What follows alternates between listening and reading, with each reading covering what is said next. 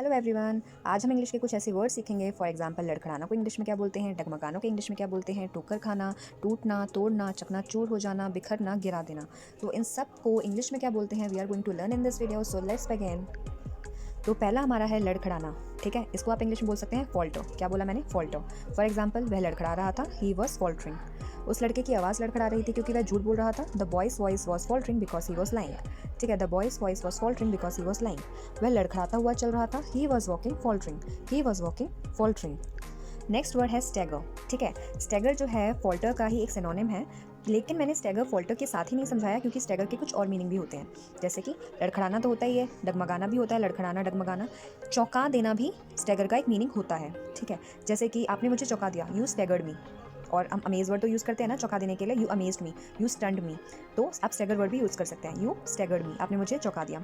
ठीक है, अब लड़खड़ाना और डगमगाना, इनके कुछ सेंटेंसेस सीख लेते हैं। फॉर एग्जाम्पल, वह डगमगा रहा था, ही वॉज स्टैगरिंग। ठीक है, लड़के की आवाज़ डगमगा रही थी क्योंकि वह झूठ बोल रहा था।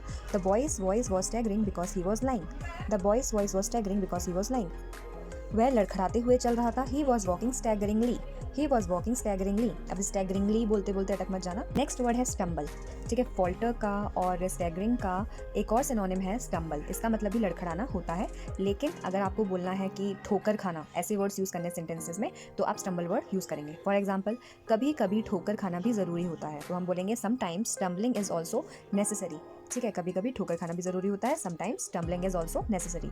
मैं पत्थर से ठोकर खाकर गिर गया, आई stumbled upon a stone and fail, I stumbled upon a stone and fail. कभी कभी ठोकर लगने पर ही इंसान संभलता है, sometimes a person recovers only when he stumbles. ठीक है, sometimes a person recovers only when he stumbles. तुम्हें आगे ठोकर ही मिलेगी, you will stumble ahead, you will only stumble ahead, तुम्हें आगे ठोकर ही मिलेगी। Let's move to next, shatter. क्या वर्ड है, शैटो, मतलब टूटना। ठीक है, हम ब्रेक वर्ड यूज़ करते हैं। ठीक है, अगर हमारा टूटना, तोड़ना, चकनाचूर हो जाना, ये सब अगर माइंड में आते हैं तो हमारे मन में एक ही वर्ड आता है, एंड दैट इज़ ब्रेक। ठीक है, चकनाचूर, ब्रेक इनटू टाइनी पीसेस। ठीक है, टूटना तो भी ब्रेक, तोड़ना तो भी ब्रेक। तो ब्रेक की जगह आप वर्ड यूज़ कर सकते हैं शैटो। ठीक है, क्या यूज़ कर सकते हैं, शैटो।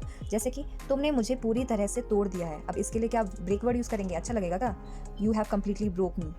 इसकी जगह आप यूज़ करिए, यू हैव कम्प्लीटली शैटर्ड मी। तुमने मुझे पूरी तरह से तोड़ दिया है, मीन्स तुमने मुझे इतना हर्ट किया है कि मैं पूरी तरह से टूट चुकी हूँ, तुमने मुझे पूरी तरह से तोड़ दिया है, यू हैव कम्प्लीटली शैटर्ड मी। ठीक है, जब उसने मुझे छोड़ा तो मैं पूरी तरह टूट गया था, तो आप क्या बोल सकते हैं, I was completely shattered when he left me. ठीक है, I was completely shattered when he left me. मैं एक दिन तुम्हारे अहंकार को चकनाचूर कर दूंगा, तो आप क्या बोल सकते हैं, I will shatter your ego one day, I will shatter your ego one day. Let's move to next, the word is scatter. Scatter means बिखरना, कोई चीज़ बिखेर देते हैं हम लोग, तो इसके लिए एक वर्ड वैसे तो स्प्रेड होता है, ठीक है, बट एक और वर्ड है एंड आप वो वर्ड है स्कैटर यूज़ कर सकते हैं। फॉर एग्जाम्पल, तुमने सब कुछ बिखेर दिया, तो हम बोलेंगे you scattered everything, you scattered everything. तुमने पूरे बिस्तर पर खाना बिखेर दिया है, तो हम बोल सकते हैं you have scattered food all over the bed. ठीक है, अगर कुछ और चीज़ बिखरी हुई है तो भी आप बोल सकते हैं you have scattered this all over the bed, या फिर you have scattered this all over the floor.